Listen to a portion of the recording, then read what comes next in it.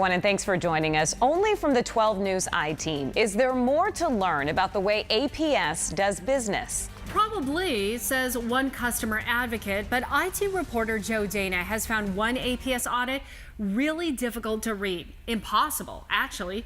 Joe, what have you got? Yeah, you could say that. So I've been trying to get some information about this $250,000 funded audit. It examines the books of APS, Arizona's largest power company. Now, I've been able to see a summary of that report, but the audit itself remains a secret. That's a real problem for one customer as well.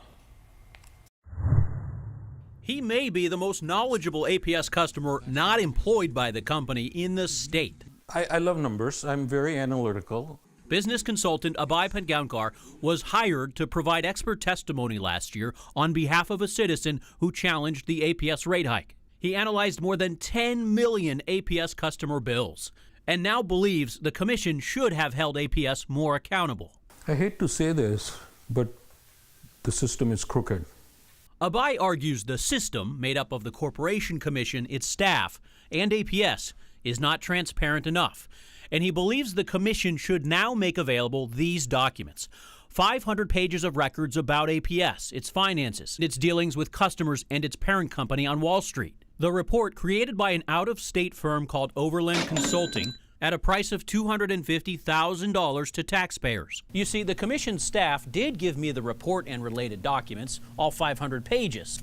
The problem is, every page, every word is redacted. Corporation Commission staff used the report to create its own summary of how APS implemented rates and educated customers. That 75-page summary is public, but 500 pages related to the report are not.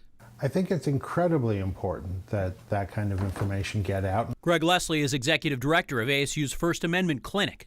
He disagrees with the commission's reason for withholding the records. An attorney for the commission says the commission redacted the draft report by Overland based on the work product privilege, that it is protected under the attorney-client privilege, and it is not subject to release based upon the best interests of the state. Leslie says work product typically relates to a current lawsuit. You can't just say, maybe one day this will end up in litigation, so we should keep it from the public.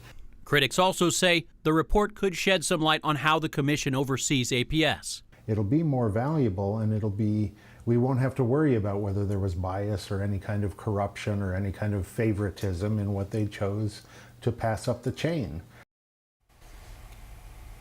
3 corporation commissioners tell me they have not seen the Overland Consulting report either.